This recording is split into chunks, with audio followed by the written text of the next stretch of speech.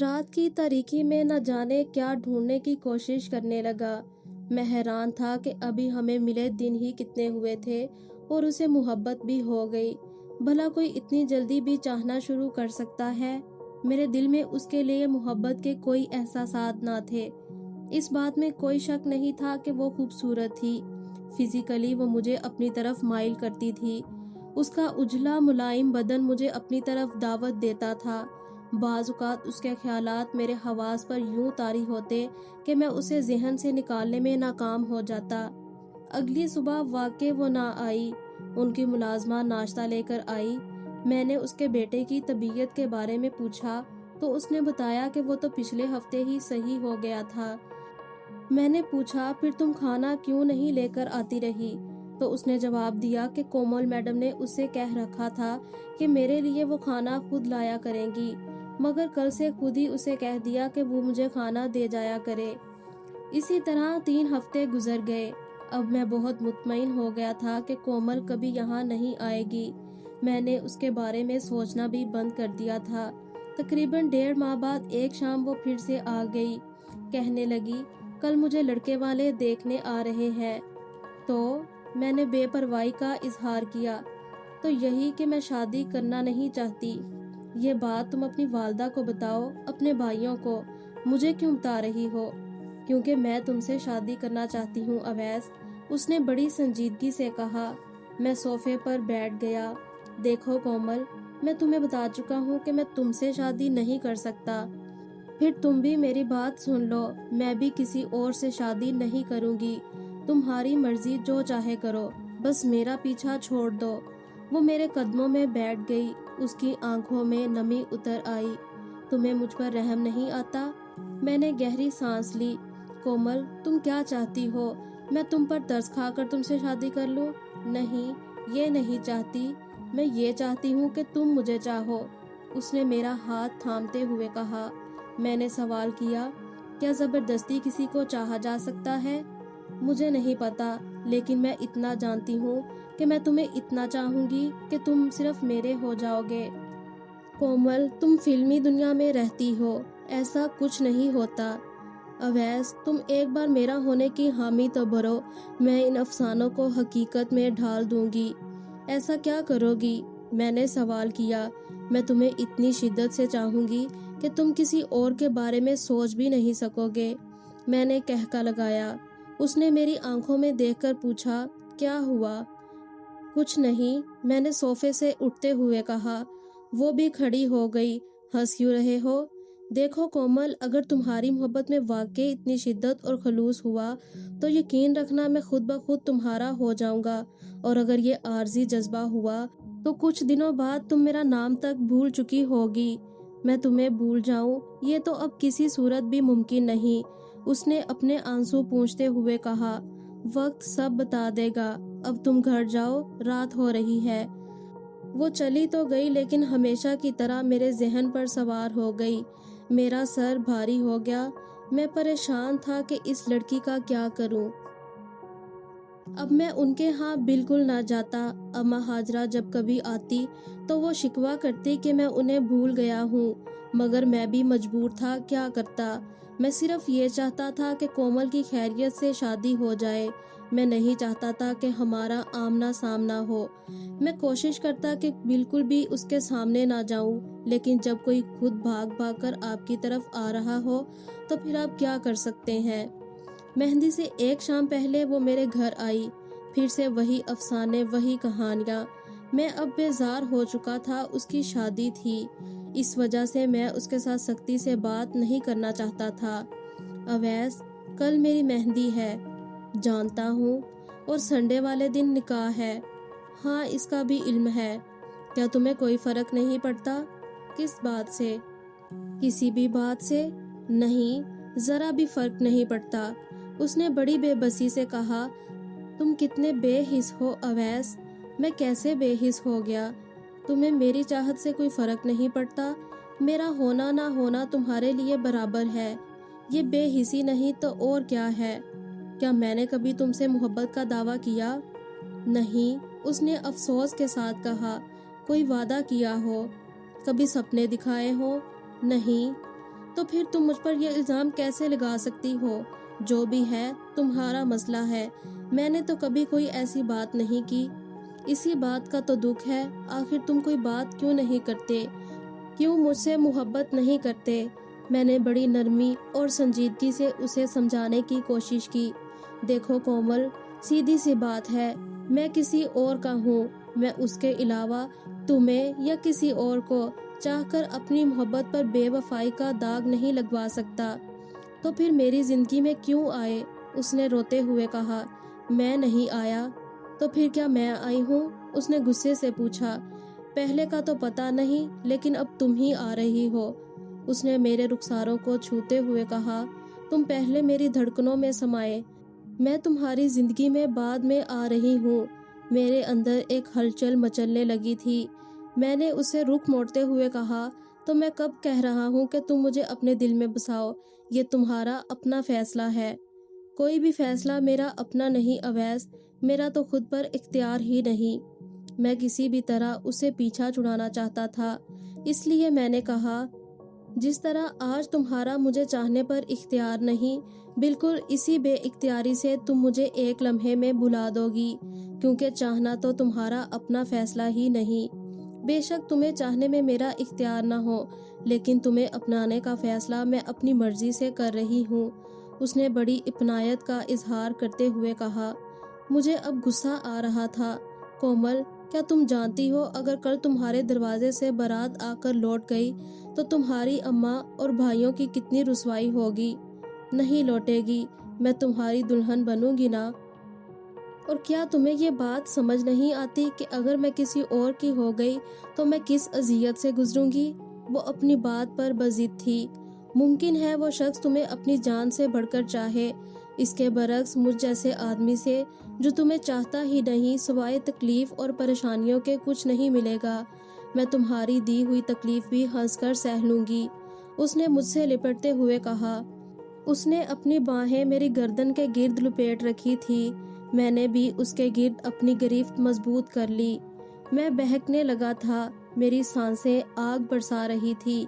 میں نے اس کا چہرہ اپنے ہاتھوں میں لیا، وہ اسی طرح محبت سے دیکھتی رہی۔ میں اس کے ہونٹوں کی طرف بڑھنے لگا۔ میرے اندر محبت اور ہوس میں ایک شدید کشمکش پیدا ہو گئی تھی۔ میں نے کس طرح اتنا عرصہ خود کو ثنا کی محبت کے تابع رکھا، لیکن آج یہ ہوس اس محبت کو رسوا کرنا چاہتی تھی۔ میرے ہونٹ اس کے ہونٹوں کے بالکل قریب تھے، میرے سامنے اس کے ہونٹ تھے تو ذہن میں ثنا کا چہرہ، میرا وجود کانپ رہا تھا۔ وہ آنکھیں بند کیے مدہوش سی ہو گئی تھی۔ عین آخری وقت پر نہ جانے کس طرح سے میں ہوش میں آ گیا۔ میں نے بڑی مشکل سے خود کو اس سے دور کر لیا، اس سے پیچھے کو دھکا دیا۔ اب میری آنکھوں سے انگارے برس رہے تھے۔ دفع ہو جاؤ یہاں سے، میں نے کہا، نکل جاؤ، دوبارہ یہاں کبھی مت آنا۔ وہ حیرت سے دیکھنے لگی۔ کیا ہوا؟ میں اسے وحشت ناک نظروں سے گھور رہا تھا اور اپنے دانت پیس رہا تھا۔ وہ اب ادھر کھڑی حیرت سے دیکھ رہی تھی۔ میں نے اس کو بازوؤں سے پکڑ کر دروازے سے باہر نکال دیا اور دروازہ بند کر دیا۔ میں واپس آ کر بوجھل سا ہو کر بیڈ پر گر گیا۔ میں نے اپنا سر دونوں ہاتھوں سے جکڑا ہوا تھا۔ میں کہاں تھا، کیوں تھا، کچھ سمجھ نہیں آ رہی تھی۔ میں نے اپنے آپ سے جنگ کی تھی، مگر کیسے؟ میں اتنے بڑے جہاد میں کامیاب ہو گیا تھا، لیکن میں یہ بات بھی جانتا تھا کہ اس میں میرا کمال نہیں تھا۔ مہندی پر میں نہ گیا۔ اگلی صبح اماں ہاجرہ آئی۔ انہوں نے بڑے افسوس کا اظہار کیا کہ میں ان کے گھر اتنے اہم فنکشن پہ شامل نہیں ہوا۔ اب میں انہیں کیا بتاتا کہ میری عدم شرکت کی کیا وجہ تھی۔ میں نے بہانہ بنایا کہ کل میری طبیعت بہت خراب تھی۔ اماں ہاجرہ نے آج رخصتی میں شامل ہونے کی سختی سے تاکید کی۔ ان کی ایک بات نے مجھے الجھا کر رکھ دیا۔ کہنے لگی، کیسے ممکن ہے کہ بہن کی شادی ہو اور بھائی موجود نہ ہو؟ تم نے اپنی بہن کو دعاؤں میں رخصت کرنا ہے۔ اب میں ان کی سادگی پر کیا کہتا، کس طرح انہیں بتاتا کہ آپ کی بیٹی مجھ سے کیا چاہتی ہے۔ خیر، میں نے شادی میں جانے کی حامی بھر لی۔ رات کو رخصتی تھی، پروگرام ہال میں منعقد ہونا تھا۔ میں بھی وقت پر پہنچ گیا۔ انتظامات بہت زبردست تھے۔ دلہا بھی خوبصورت تھا، دیکھنے میں بھی رئیس لگتا تھا۔ رخصتی کے وقت کومل اپنے بھائیوں کے گلے مل کر پھوٹ پھوٹ کر رو رہی تھی۔ اتنی ماڈرن زمانے کی لڑکی کا اپنی شادی پر یوں رونا دھونا کچھ عجیب تھا۔ میرے ذہن میں میرے دوست مدثر کی گفتگو گردش کرنے لگی۔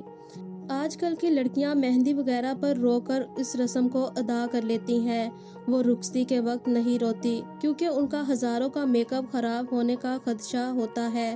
وہ اتنا بڑا رسک نہیں لے سکتی۔ وہ تو رخصت ہو گئی، لیکن اس کے بارے میں میرے خدشات رخصت نہ ہوئے۔ میں رات بھر سوچتا رہا کہ اگر وہ مجھے بھلا نہ سکی تو پھر کیا ہوگا؟ کیا وہ اپنی زندگی نارمل طریقے سے گزار سکے گی؟ کیا وہ آگے بڑھ پائے گی؟ ایک خیال رخصت ہوتا تو دو اور آ جاتے۔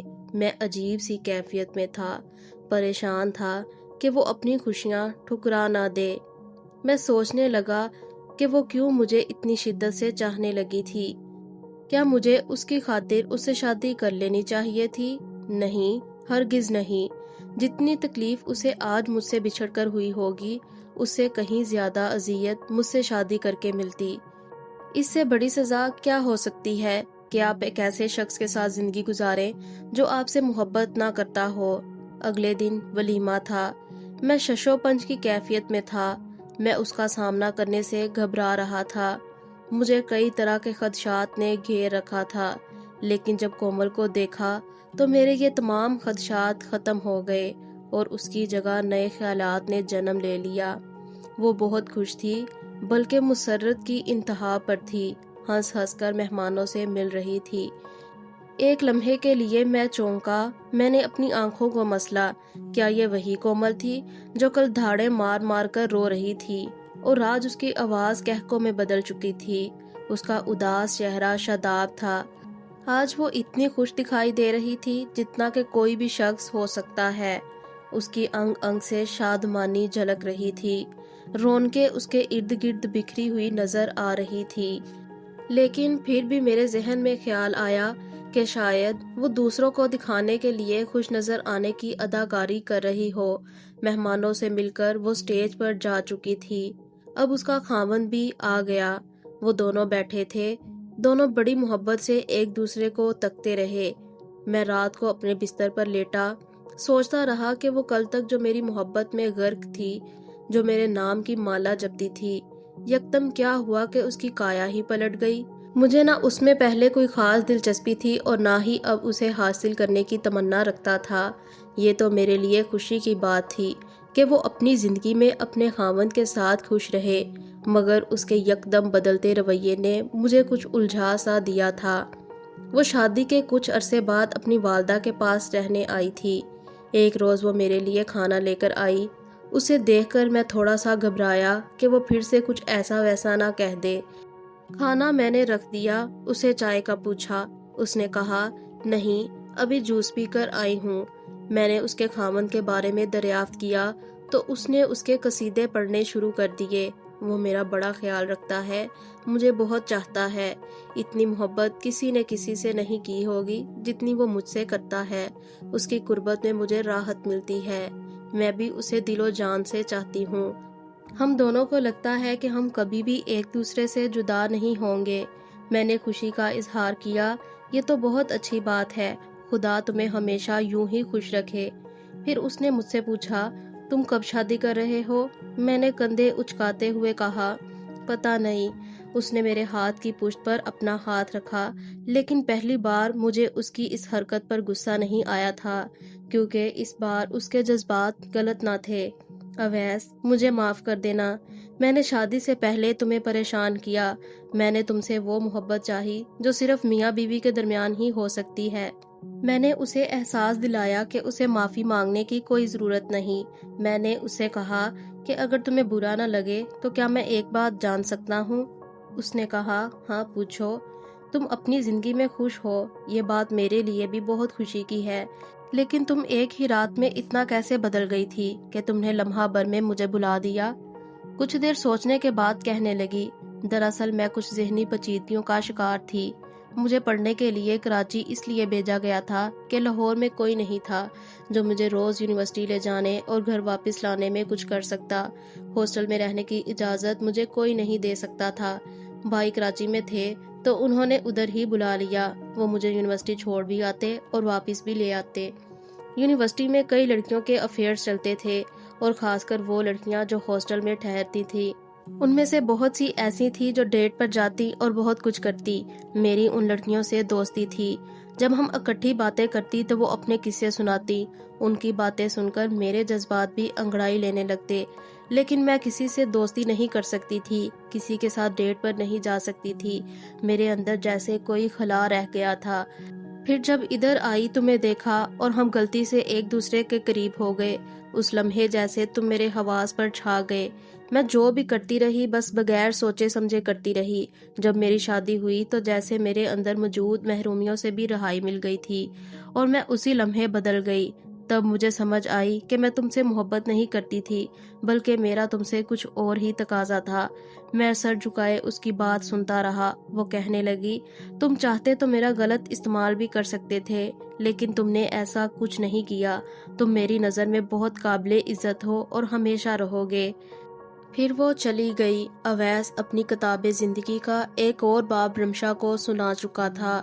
اس کی محبت نے ایک بار پھر سے ہوس پر فتح پا لی تھی۔